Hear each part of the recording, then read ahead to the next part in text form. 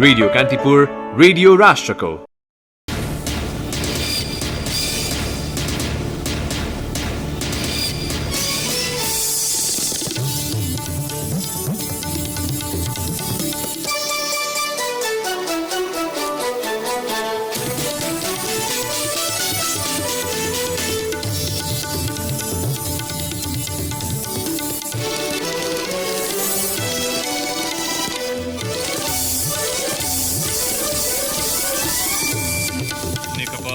ओली नेतृत्वको वर्तमान सरकार आफ्नै प्रतिबद्धता पूरा गर्न असफल भएको प्रमुख प्रतिपक्ष कांग्रेसको आरोप। आफूसँग बहुमत भएर पनि सरकार विरुद्ध विभिन्न शक्ति केन्द्रहरूले षड्यन्त्र गरिरहेको प्रधानमन्त्री ओलीको दावी।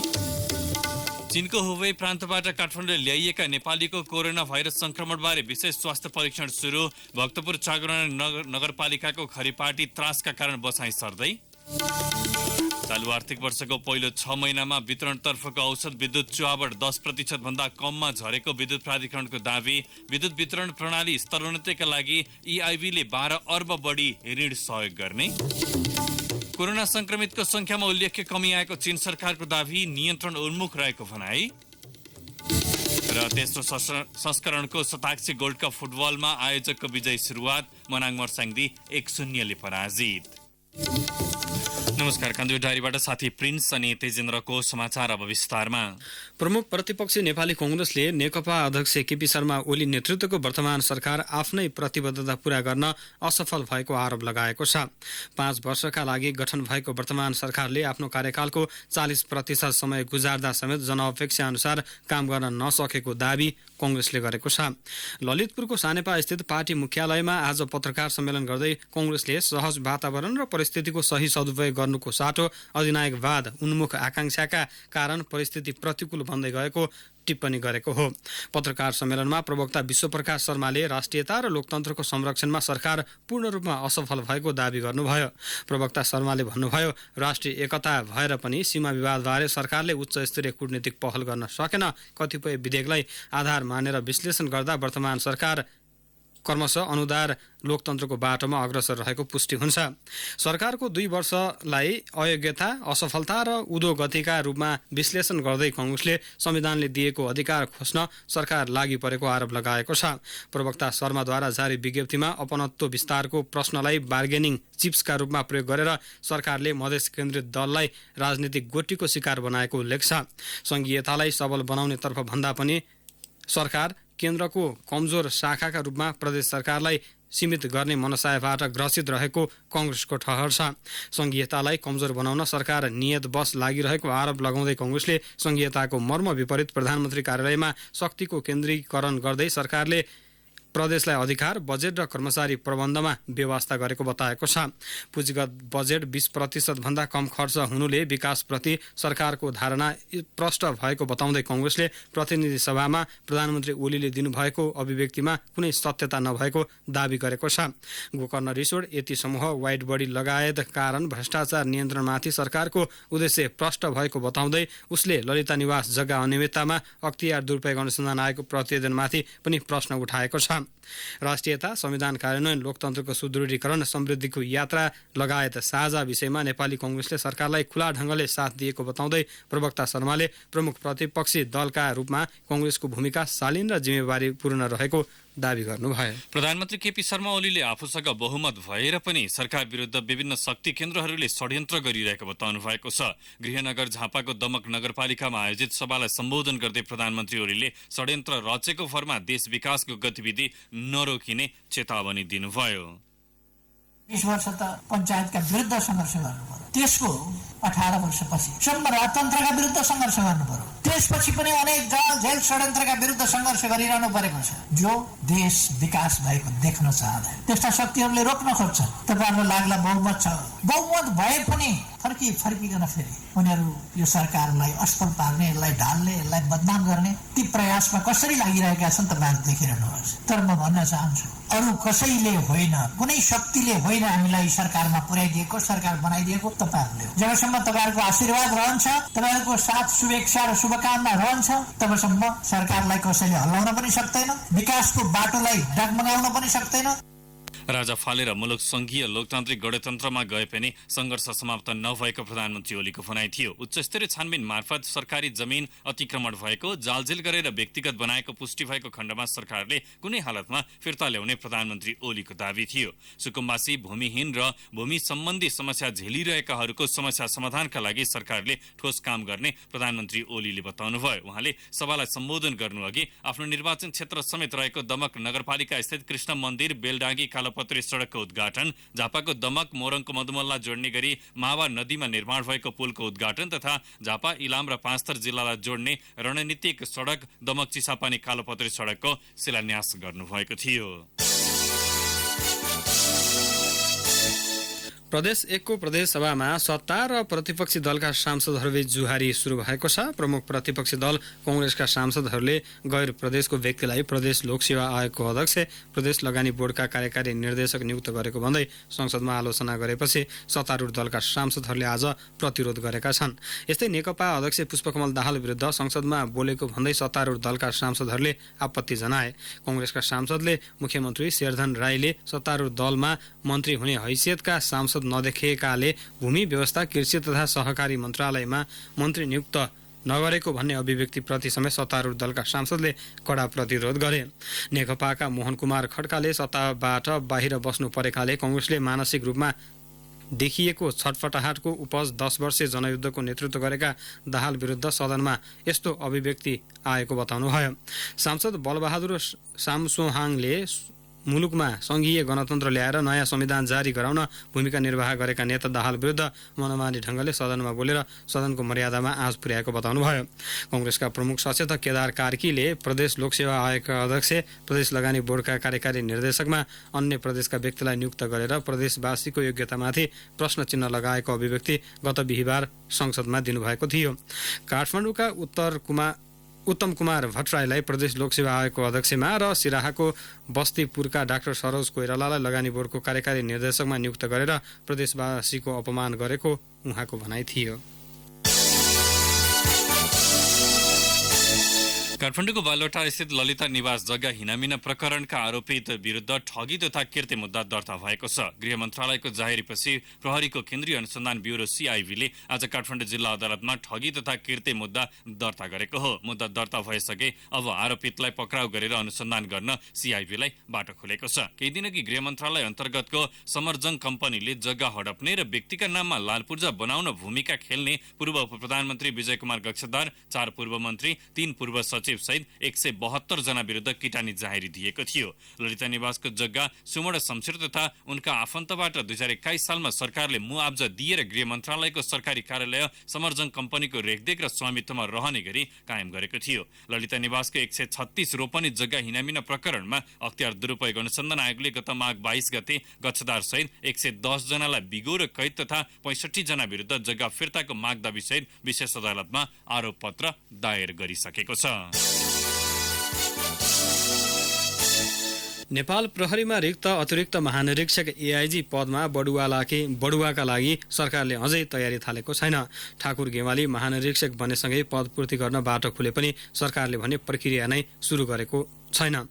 तर 3 पदका लागि 7 जना DIG को दौडधुप भने सुरु भइसकेको छ। गत माघ 28 गतेदेखि नेपाल प्रहरीमा 3 AIG पद रिक्त छ। प्रहरी नियमावली अनुसार AIG बढुवा सिफारिस समितिमा गृह मन्त्रालयका सचिव अध्यक्ष, प्रधानमन्त्री तथा मन्त्री परिषद कार्यालयका 1 जना सचिव सदस्य र IGP सदस्य सचिव रहने प्रावधान छ।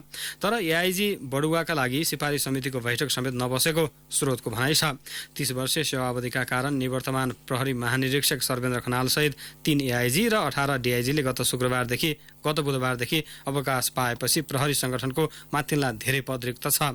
AIG ले कमान्ड गर्ने अपराध अनुसन्धान विभाग, राष्ट्रिय प्रहरी प्रशिक्षण प्रतिष्ठान र मानव स्रोत तथा प्रशासन विभाग अहिले नेतृत्वविहीन छ। AIG बढुवा नहुँदा DIG को पद पूर्ति समेत हुन सकेको छैन। DIG को नेतृत्व हुने प्रदेश 2 र सुदूरपश्चिम बाहेक अन्य नेतृत्वविहीन छन्। प्रहरी नियमावली अनुसार AIG बढुवा नभएसम्म DIG बढुवा गर्न मिल्दैन। DIG बढुवा सिफारिस समितिमा भने गृह सचिव अध्यक्ष, आइजिपी सदस्य र आइजिपीले तोकेको एकजना एआइजी सदस्य सचिव रहने व्यवस्था छ। तर एआइजी विहीन अवस्थामा डिआइजीको बढुवाको बाटो भने झनै बन्द छ। डिआइजी शैलेश थापा छेत्री, निरज बहादुर शाही, हरिबहादुर पाल र प्रधुन्न कार्की एआइजी बढुवाका लागि दावेदार हुन्।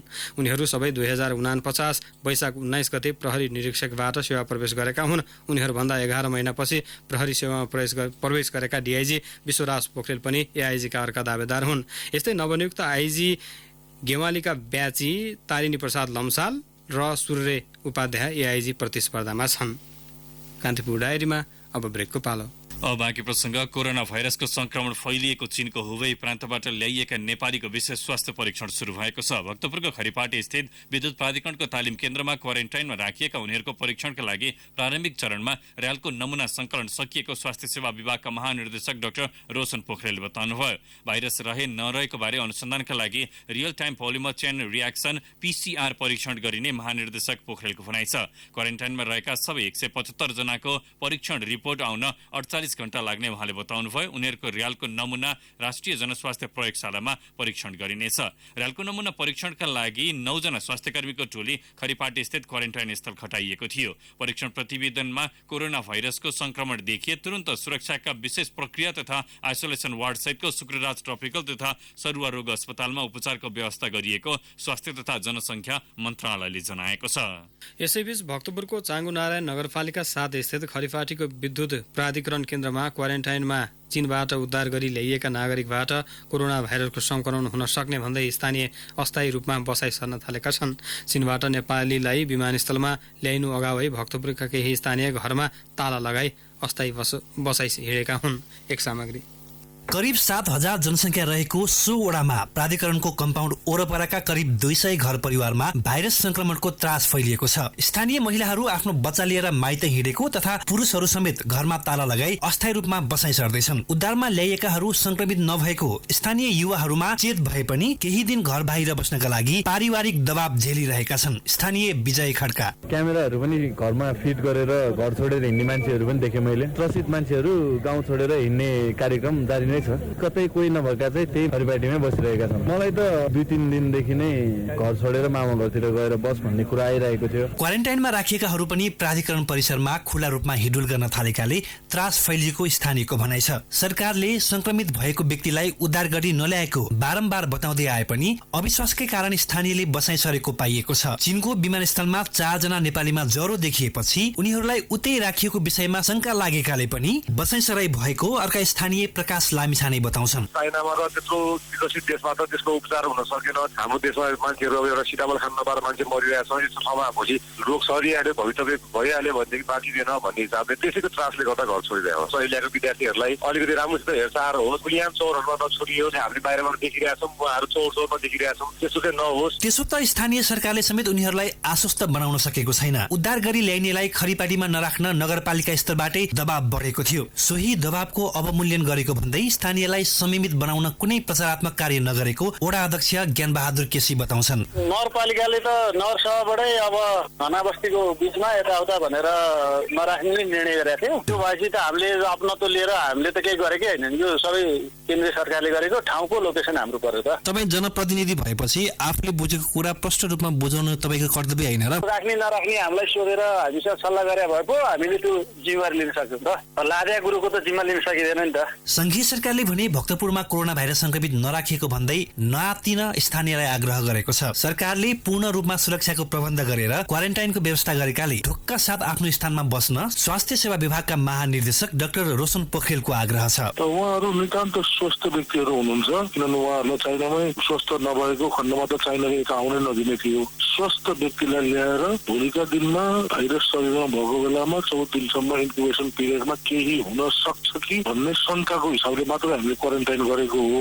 यसमा अरू कसैले आत्तिनु पर्ने चाहिँ हुँदैन। केही पनि जोखिम छैन, किनभने उहाँहरू स्वस्थ हुनुहुन्छ र हामीले बिहानै बेलुकै उहाँहरूको परीक्षण गरिरहेछौँ। दिन पनि होइन, केही घण्टामा पनि अस्वस्थता देखियो भने त हामी ल्याएर उहाँहरूलाई अस्पतालमा राखिहाल्छौँ। त्यही भएर लोकल लेभलमा भएका छेउछाउका मान्छेहरूले अहिले नै डराउनु पर्ने कुनै पनि आवश्यकता छैन। हजुर, यो कसले भ्रम फैलाइदिएको छ त्यो भ्रममा गर्न म चाहिँ उहाँहरूलाई सल्लाह दिन्छु।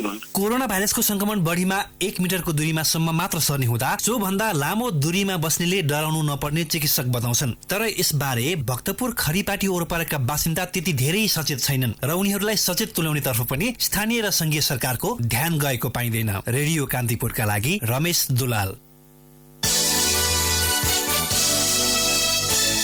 बलात्कार प्रयास मुद्दामा पूर्वपक्षका लागि थुनामा रहेका पूर्व सभामुख कृष्णबहादुर महरा विरुद्धको फैसला भोलि हुने भएको छ। जिल्ला अदालत काठमाडौँमा महरा विरुद्धको बहस सकिएपछि मुद्दा भने हेर्दा हेर्दैमा राखिएको हो। अध्ययन गर्न समय अभाव भएकाले मुद्दा हेर्दा हेर्दैमा राखिएको अदालतले जनाएको छ। संसद सचिवालयमा कार्यरत महिला कर्मचारीलाई बलात्कार प्रयास गरेको आरोप लागेपछि उनले गत असोज 14 गते सभामुखबाट राजीनामा दिएका थिए। काठमाडौँको बालुटार स्थित सभामुख निवासबाटै गत असोज 19 गते पक्राउ परेका महरा हाल दिल्ली बजार कारागारमा छन्।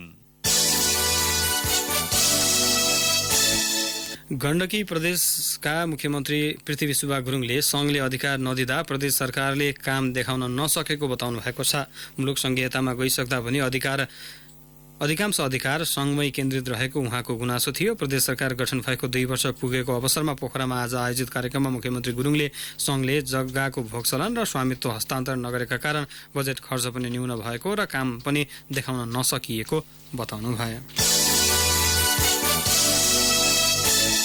लगातारको हिमपातका कारण खाद्यान्न अभाव भएपछि बझाङको विकट साइपाल गाउँपालिकामा नेपाली सेनाको हेलिकप्टर मार्फत चामल ढुवानी गरिएको छ। उद्योग वाणिज्य तथा आपूर्ति मन्त्रालयले नेपाल खाद्य संस्थानको सुर्खेत स्थित गोदामबाट चामल हेलिकप्टर मार्फत साइपाल पुर्याएको हो। 25 क्विन्टल 20 केजी चामल चरम अभाव रहेको साइपाल गाउँपालिकाको वडा नम्बर 4 का काँडा, चुकझाङ, बाँचौका, काया तथा वडा नम्बर 5 मा पर्ने धुली गाउँका स्थानीयलाई वितरण गरिएको छ।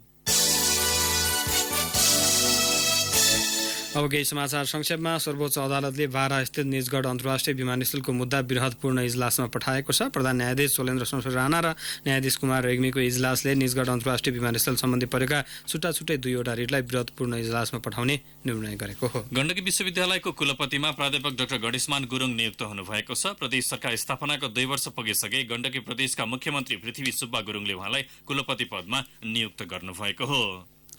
कैलालीको टिकापुर नगरपालिका 9बाट प्रहरीले लागु औषध खैरो हेरोइन सहित स्थानीय चन्द्रबहादुर बुढा र रमेश शाहीलाई नियन्त्रणमा लिएको छ। उनीहरूको साथबाट करिब 31 ग्राम खैरो हेरोइन बरामद भएको प्रहरीले जनाएको छ। सप्तरीमा हिजो सुरु भएको इस्लामिक सम्मेलनमा पुगेका मध्ये 2 जना सहभागीको मृत्यु भएको छ। जिल्ला प्रहरीका प्रवक्ता डीएसपी तिलक भारतीका अनुसार सम्मेलनमा सहभागी हुन आएका भारत मोतिहारीका 74 वर्षीय हारुन रसिदको मृत्यु भएको। सम्मेलनमा सहभागी भएर घर फर्कदै गरेका अर्का एक भने सप्तरीको कञ्चनपुर पुगेपछि मृत्यु भएको डीएसपी भारतीले बताउनुभयो।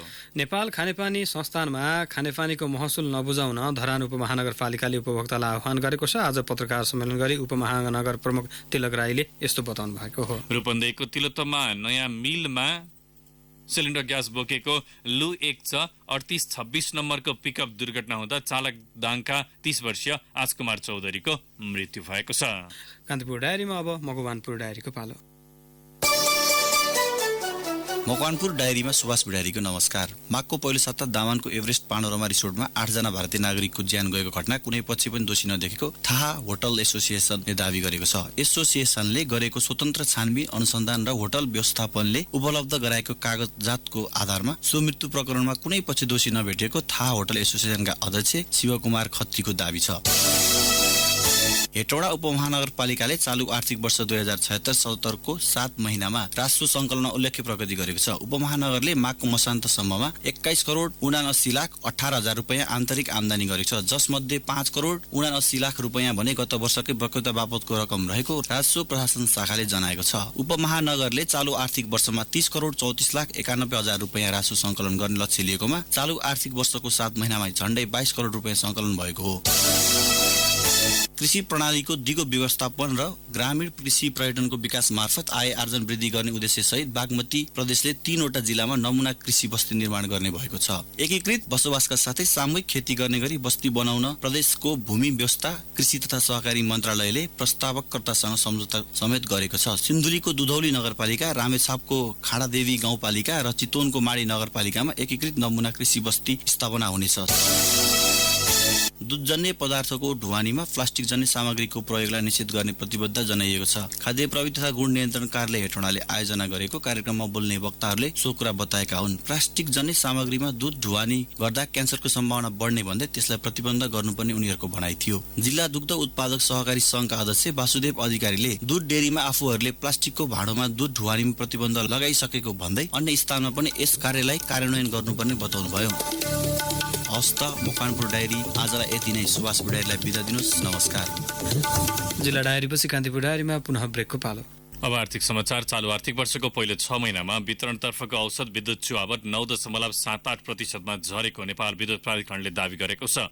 गत आर्थिक वर्ष 2075-76 मा 11.28% रहेको विद्युततर्फको चुहावटलाई यो वर्षको पहिलो 6 महिनामा घटाएर 9.78%मा सीमित गर्न सफल भएको प्राधिकरणले उल्लेख गरेको हो। चालू आर्थिक वर्षमा वितरणतर्फको चुहावटलाई 8.8%मा झार्ने लक्ष्य प्राधिकरणको छ। यस्तै गत वर्ष 15.32% रहेको प्रणालीको चुहावट 13% भन्दा कममा झार्ने लक्ष्य लिएको छ। चुहावट नियन्त्रणबाट मात्रै वार्षिक झण्डै 10 अर्ब रुपियाँ थप आमदानी भएको प्राधिकरणका कार्यकारी निर्देशक कुलमान घिसिङले बताउनुभयो। नेपालको विद्युत वितरण प्रणाली स्तरोन्नति तथा विस्तार आयोजना कार्यान्वयनका लागि युरोपेली लगानी बैंक EIB-ले झण्डै 12 अर्ब 41 करोड बराबरको ऋण सहयोग गर्ने भएको छ। अर्थ मन्त्रालय र EIB बीच यो सम्बन्धी सम्झौता भएको हो। प्रदेश 5 कर्णाली र सुदूरपश्चिम प्रदेशका जनतामा विद्युतीय पहुँच बढाउने, विद्युत आपूर्तिको गुणस्तर एवं क्षमता बढाउने र ऊर्जा व्यापारलाई सहजीकरण गर्ने उद्देश्य रहेको सो आयोजना सन् 2023 डिसेम्बरसम्ममा सक्ने लक्ष्य लिएको छ। नेपाल विद्युत प्राधिकरणले कार्यान्वयन गर्ने सो आयोजना अन्तर्गत 3311 केबी सब स्टेशन तथा 33 केबीका आपूर्ति लाइन निर्माण गर्ने र आयोजनाको कार्यान्वयनमा सहयोग गर्ने क्षमता विकासका क्रियाकलाप सञ्चालन हुने अर्थ मन्त्रालयले जनाएको छ। आयोजनामा नपुग रकम सहयोगका लागि एसियाली पूर्वाधार लगानी बैंकलाई आग्रह गरिएको मन्त्रालयले उल्लेख गरेको छ।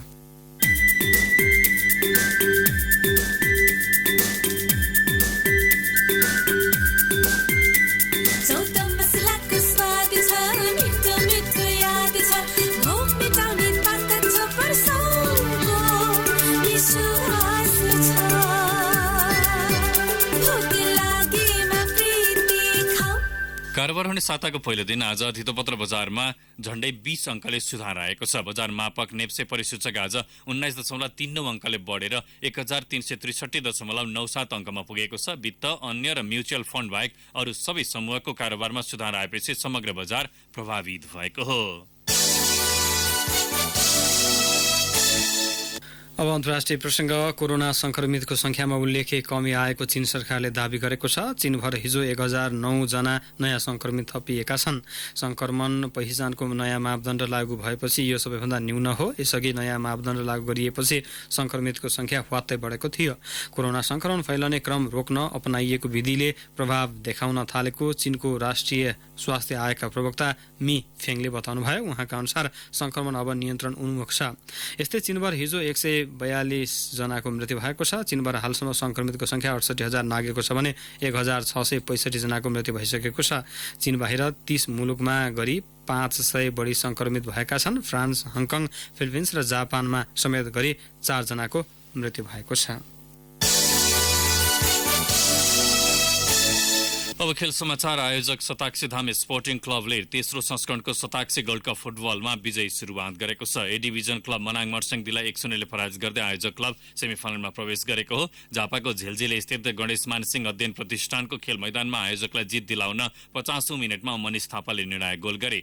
हिजो सकिएको शहीद स्मारक ए डिभिजन लिगमा तेस्रो स्थान ओगट्दै मफसल पुगेको मनाङ पहिलो खेलमै पराजित हुन पुगेको हो। प्रतियोगितामा भोलि ललितपुरको 3 स्टार क्लबले मोरङको बेलबारी फुटबल क्लबसँग प्रतिस्पर्धा गर्नेछ। 11 गतिसम्म चल्ने प्रतियोगितामा एउटा विदेशी सहित 8 टोलीले सहभागिता जनाएका छन्। नेपाली कांग्रेसका नेता गणेशमान सिंहको स्मृतिमा वीर गणेशमान सिंह र स्मृति राष्ट्रिय बक्सिङ प्रतियोगिता हुने भएको छ। गणेशमान सिंह फाउन्डेसनको आयोजनामा आगामी चैत 18 देखि 22 गतेसम्म प्रतियोगिता हुने आज आयोजित पत्रकार सम्मेलनमा जानकारी दिइयो।